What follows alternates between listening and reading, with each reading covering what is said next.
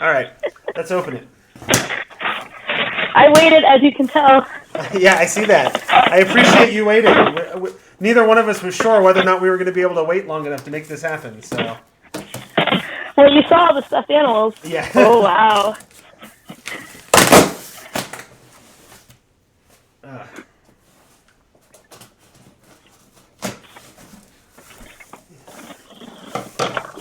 All right. You were probably smart getting it on the floor. I've got to try to sort through all of this in my lap.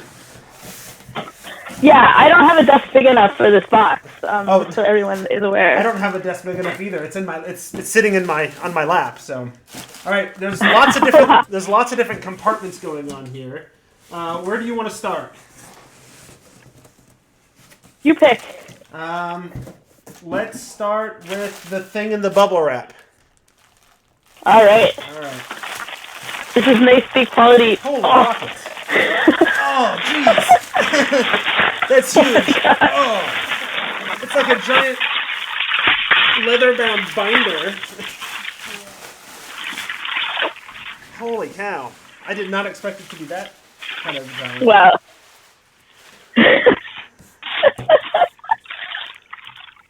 Oh. All right. This is a tome for the Tome Show. Tome for the Tome Show, and then inside, you getting it open yet? I'm getting ahead of you. You're getting ahead of me. That's fine. Inside, is this the soul coin? Inside the cover? That's awesome. That's bigger than I expected it to be. That is pretty awesome. Oh, yeah. All right. Well, here. Take this. I got my assistants over here. Both of my children are off camera watching. And then there's the contents of the box. I'm just going to take things out and hand them to my children off camera. Can I speak? No. So then this is the terrain toolkit. Are you on that part yet? Yes. Okay. So this has all kinds of little, it looks like they're little, like, punch-outable bits that you can add to your terrain. It's got, you know... They actually remind me of my, of Little Dude's reusable stickers. Oh, okay. Are they like static stickers? That's what it felt like, because they're not sticky. I pulled one away. They're not sticky on the back. Oh, yeah. They're kind of like static stickers. That's cool. So you can just throw them on and they'll stick on your map and then take them off later. So I can peel one off. Yeah. I can stick it somewhere like that. Micro suction technology. They have tiny suction cups. That's awesome. Oh, it's not static, so it's safe to use on electrical surfaces. Oh.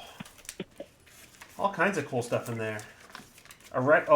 Yeah. That's a whole wrecked War Machine one on the back. That's pretty awesome. Yeah. Sweet. All right. I can hand this to my helper.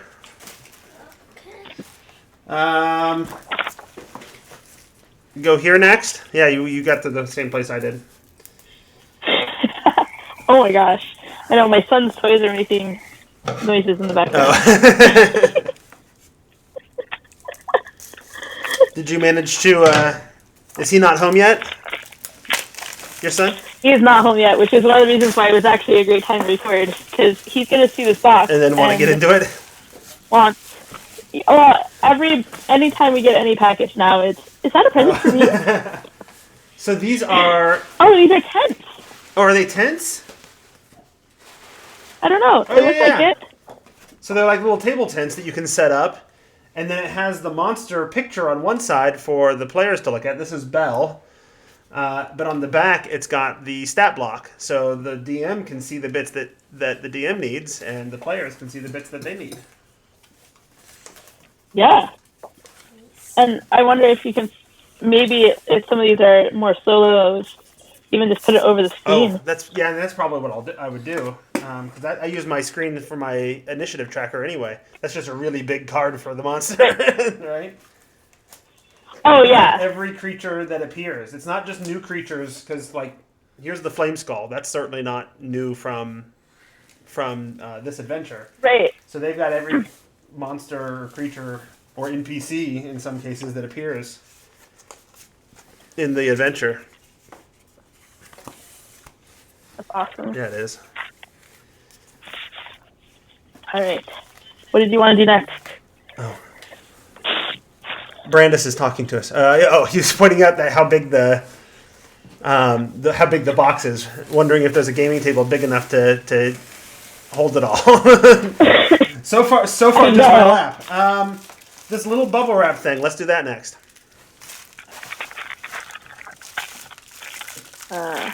If I can figure out where the opening is. Heavy. Brandis's 5-year-old does the same thing your child does, I think.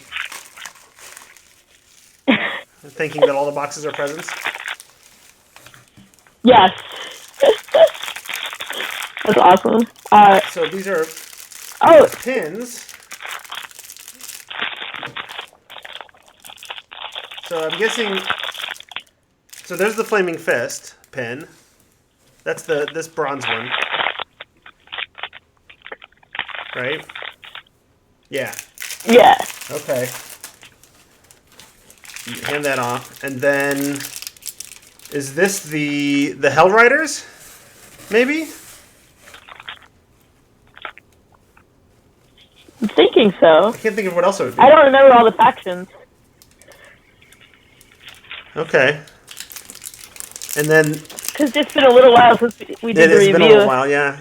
And this is the one that I'm less sure about. I'm holding it up closer to my camera in hopes that maybe somebody watching can tell me what it is.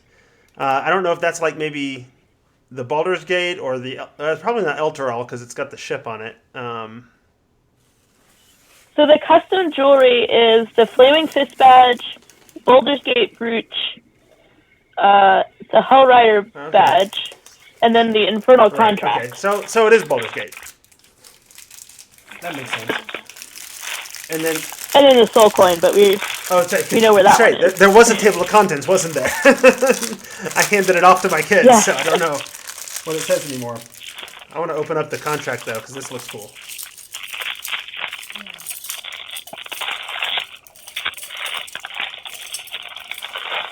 Oh. And then my headset is warning me that it's low on battery, so if it ends up becoming an issue, I'll drop off. Well, it's all twisted up somewhere. Mine is. And one of the plates came a little bit unattached, but it's cool. There it is. Oh yeah, that's sweet. So there's the Infernal contract. If you look closely, you can see that there's stuff etched into it. But it's all like hieroglyphs and stuff in Infernal using that key that is in the book, right?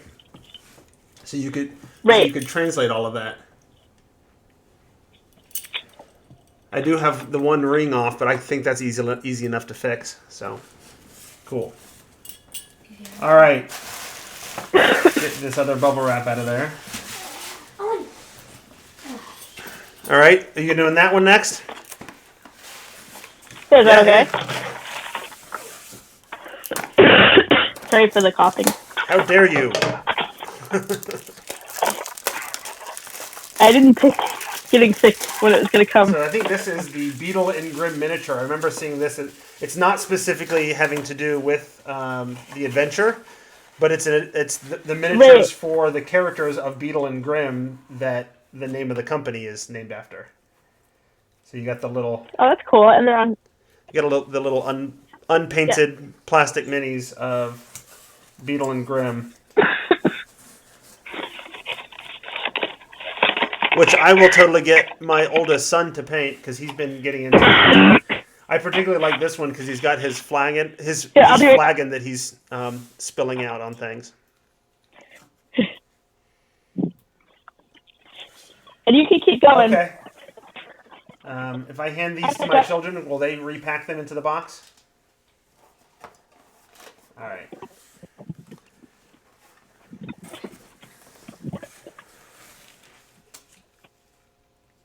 Oh, Brandis is surprised that the miniatures are unpainted. Yeah, we'll see. I don't know what other miniatures to expect. I know that there's the Infernal War Machine miniature is in here, and it's in a box labeled Infernal War Machine. So I'll be curious to see if that's painted or unpainted. Are you back, Tracy? Okay. I am. I didn't talk about anything else other than talking about Brandis, who was surprised that the miniatures were unpainted. Right. So should we get into? Well, let's do the fun thing next. I mean, because it's the only fun thing. Let's look at Lulu. Oh, she's soft. Yeah. So you got your little Lulu stuffed animal that I completely and totally intend on using whenever I'm role-playing Lulu as the NPC when I'm running it, right?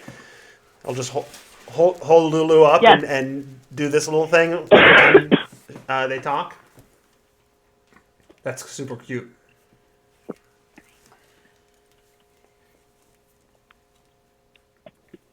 Definitely is. All right. Should we move on? Sure.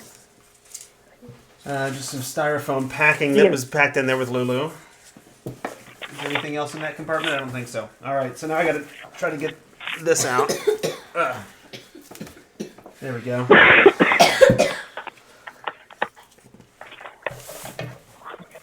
Yeah, that one sheet in this package is the same size as the compartment, right? So it doesn't come out easily. Brandis is already drooling over the Infernal War Machine. We haven't even shown it yet.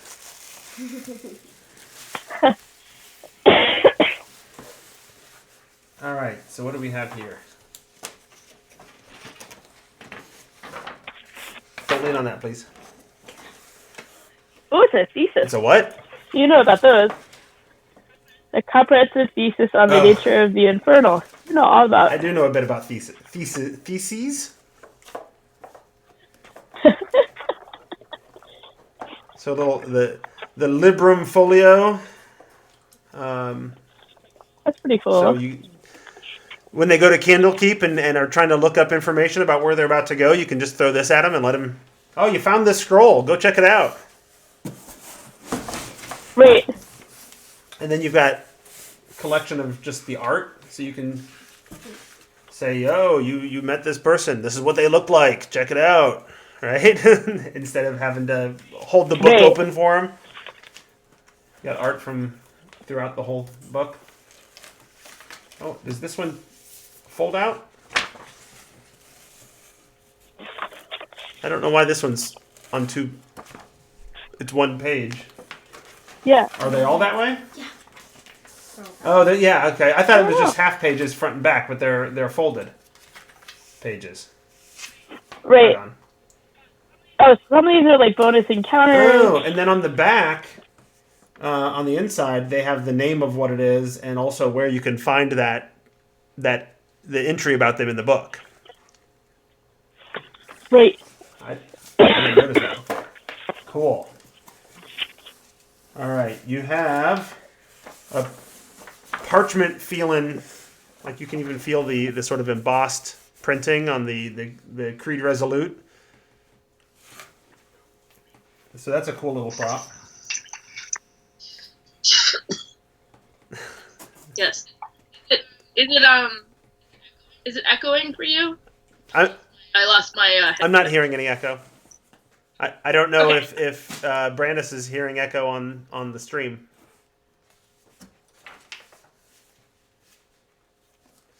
Okay.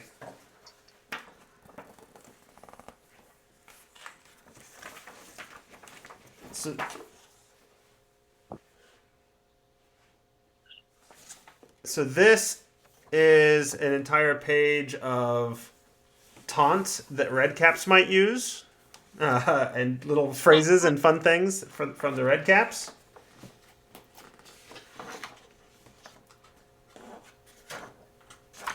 And you've got... Oh, are these pre-gen characters? That's what these are, pre-gens. Tiefling Warlock, Tabaxi Rogue, Elven monk, human paladin, dwarven cleric,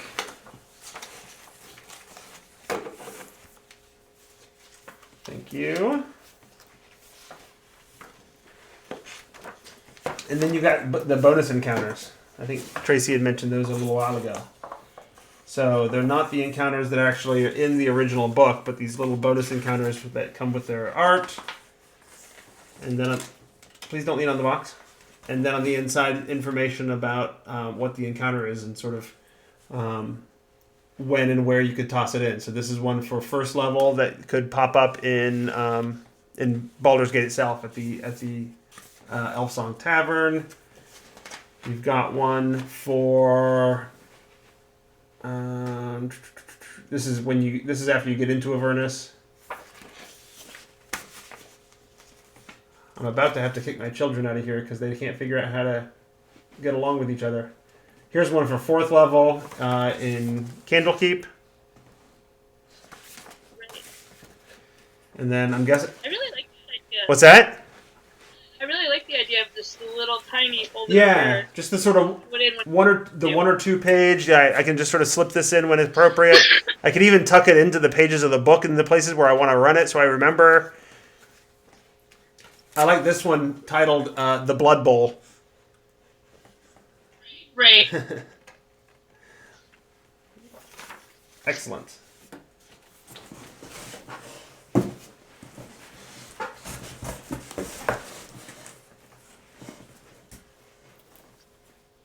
Stop. Children. Okay, so then you got the Adventurers League certs.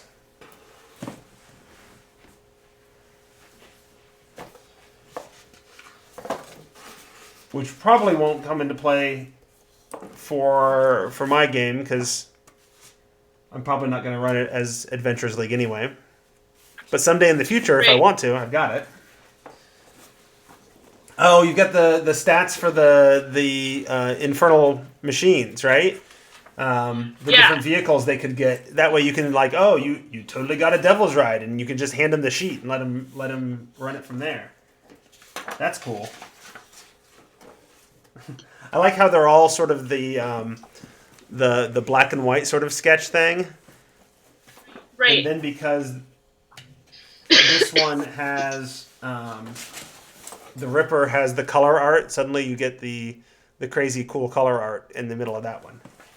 It doesn't fit in as well, but it's cool art to include. So, and then there's some blank ones, so I guess you can make up your own war machines. And then they have the rules for having an infernal. Oh yeah. War.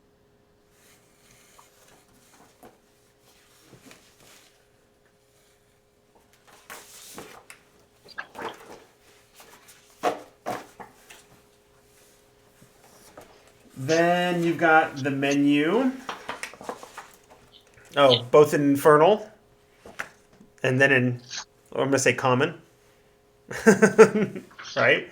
But it's also on the sort of parchmenty, sort of nicer paper. And then the maps, are these unfoldable or just flip? I think they're just flip.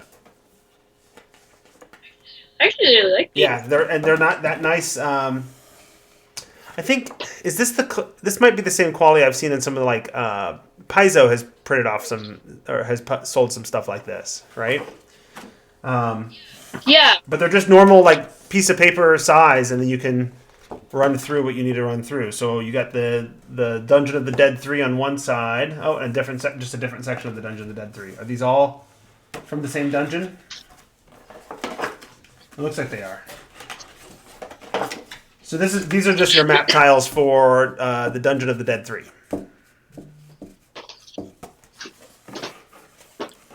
Cool. And then cardboard.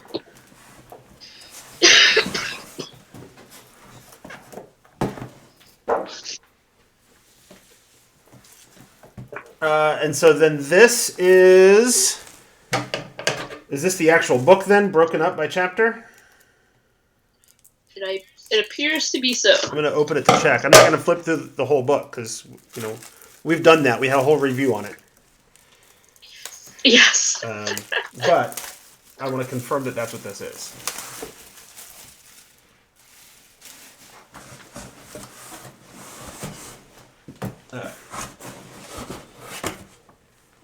So, Chapter 1, A Tale of Two Cities. Chapter 2, El Torel Has Fallen. Spoiler. Chapter 3, Avernus. I do want to open it. Oh, so that's just the splash page. Okay. Chapter 4 and 5 is there. And then the whole separate book just for the Gazetteer of Baldur's Gate, and then all the appendices in a book as well. Which is nice because you can more easily now give the players access to the Gazetteer. Yeah, well, yes, you can have the players get more easy access to the Gazetteer, but it's also worth noting that the monster stat blocks are in the appendix, which means I can have the page open for that part of the story, but also have the stat block open at the same time, which you can't do normally in a book. Right. So that's super handy. Then we get the special DM screen, the Beadle and Grimm logo on it. Oh, my ear came off.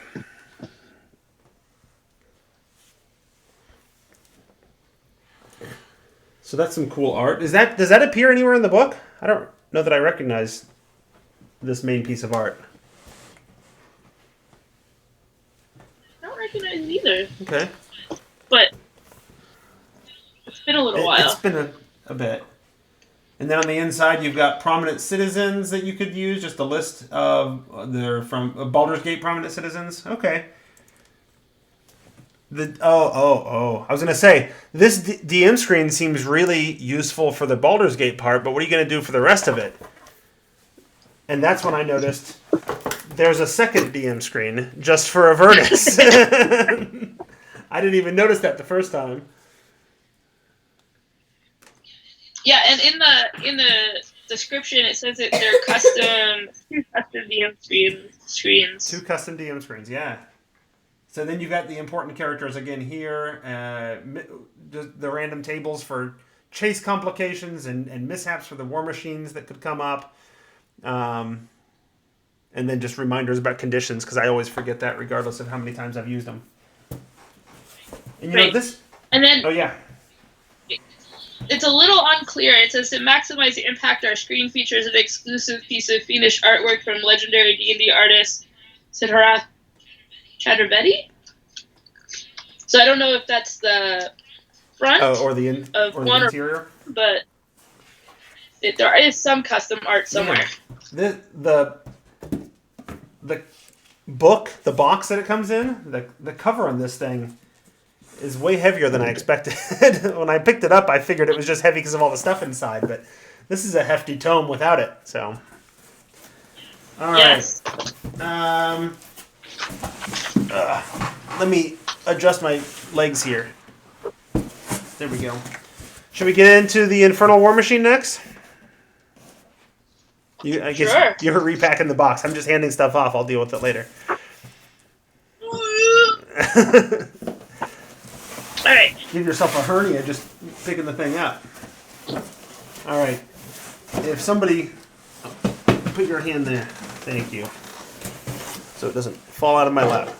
Getting some more assistance from my children off camera. I've taken all the stuff out that's closest to me, so suddenly the weight distribution is such that it's about to tip over. I'm going to assume it says that there's an official release date on it, but I'm going to assume that doesn't apply to us because we got it via the normal means. Sure.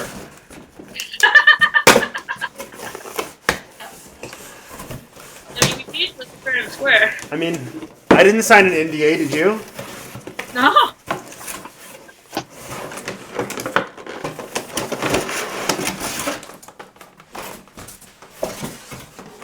Alright.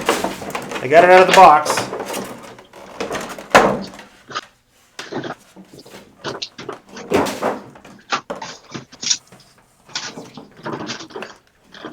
Oh, stuff comes off.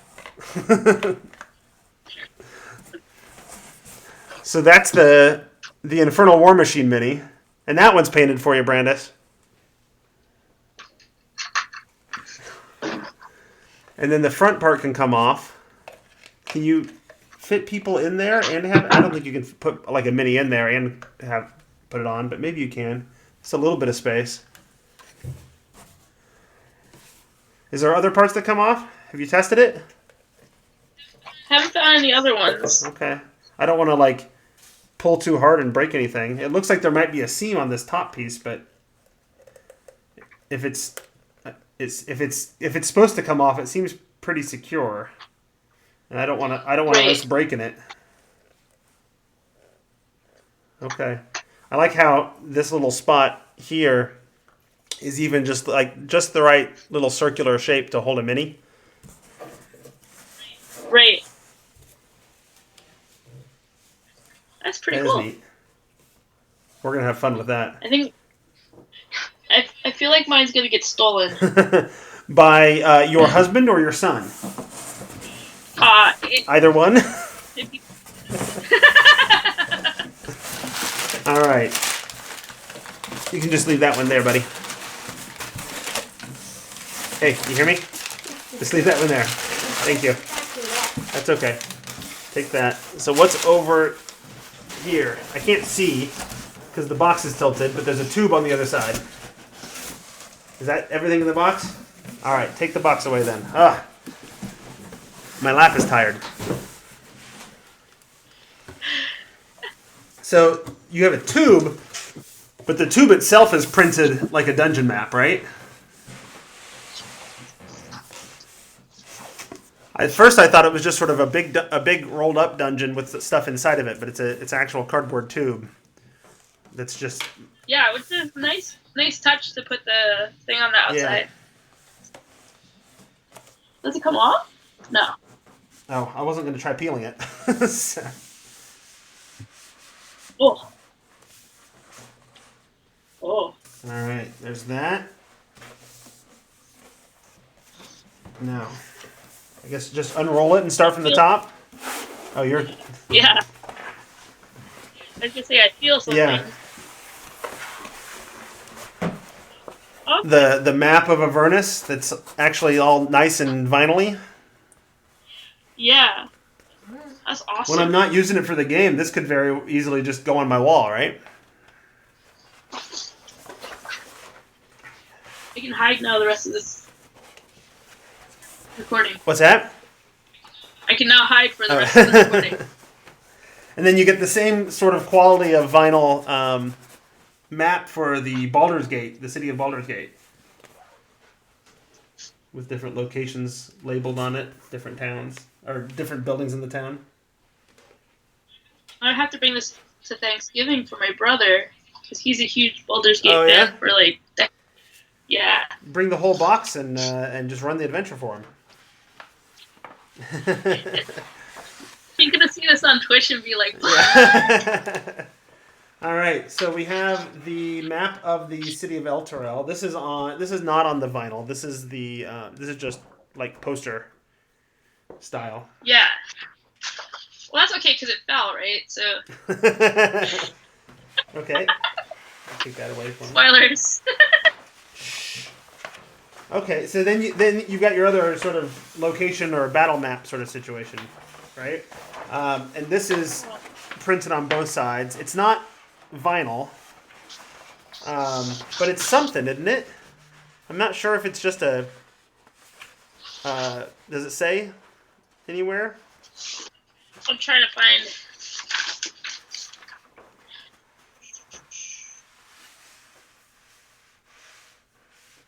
Yeah, take that one. I don't that it just... Because it's sort of like that fancy paper that people use for printing things that's like got the cotton or whatever like woven in with the paper. It sort of feels like that material. Yeah. And what's cool is that, so you know that I've been dabbling in art stuff, so I can't tell if it's digital or real. how they not real, but traditional media. In terms of how they did it. Yeah, like how they rendered it, because some of this stuff really does just look like watercolor or something similar, or ink brush strokes. Yeah, and I don't know. I know. He hasn't done cartography work. Mike Schley, we've talked to before, and he hasn't done cartography work for Wizards in a while because he's been doing art school. But I know he always did his where he would paint in all the individual pieces and whatever. So right. I don't know if they've found other people that are doing that. The bone brambles. What is this?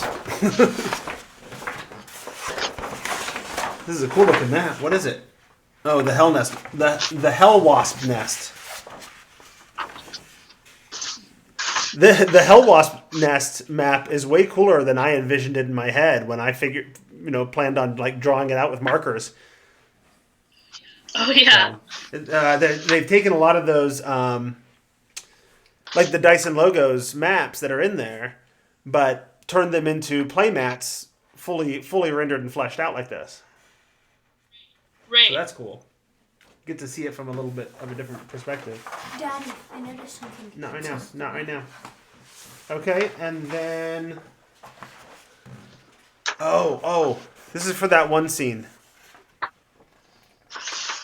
Oh, I got way ahead of you. This one's only one-sided, but you got the whole little village from that scene with the statue of Zariel right there. Right. You know what I think is happening in my head? Is because the book we read also had some stuff with a fallen city and I think plates. The Dragons of Autumn Twilight. Oh, the novel we read, yeah, for the book club. Yeah, so it's hard for me right now to remember. So when I saw the plates, I was like, I didn't think it was from this. But the rendering of the Infernal Contract makes sense. Right, yep. Okay, so take that. And then lastly, another flip mat. But this one's just sort of a blank, right? You've got the sort of just a blank sort of Avernus barren wasteland on one side, and then just a blank flip mat. And I would assume that I could take markers to this. Right. Wet erase or dry erase markers to this, and be able to draw on terrain or whatever. And it is a different thing than the because we mentioned the Paizo playmats earlier, but this is a different thickness and feel to those. Yeah, it has a little bit of a gloss to it. It's almost like a poster quality, but it seems thicker. So I bet that's so that it's more durable and so you can write on it. So we're not doing a review. We're just doing the box. We're just doing the box right now, and so we'll talk more about it and review it later. So you can see on the stream me shooing my child off who wandered onto camera. So yeah. So I guess that's it, right? That's the Beadle and Grimm Platinum Edition. That's it. That's not enough. That's the whole thing. And you're going to spend the rest of the night playing with Lulu and trying to keep your son from playing with Lulu, right? Yeah. Or is that his stuffed animal now? I think if Lulu an offering, I can maybe keep the rest of it. Okay. There you go. Great. So you and I will get together after we've had a little more time to digest and dig through it, and we're going to hopefully do a little review of this. I'm going to see if I can't get one of the people from Beadle and Grimm to come on and talk to us a little bit as well about the whole process, and that'll be fun. Definitely. All right. I'm looking. Brandis says we had an awesome first ever stream. So yay, go Tome Show. It seemed to work okay. Thanks, Brandis, for coming on, and any the others that are watching but maybe not able to hop on the chat. We appreciate you being here. This is a fun first experiment, right? Hopefully with mini streams in the future to come. So, all right. So I will say goodbye to everybody on the stream.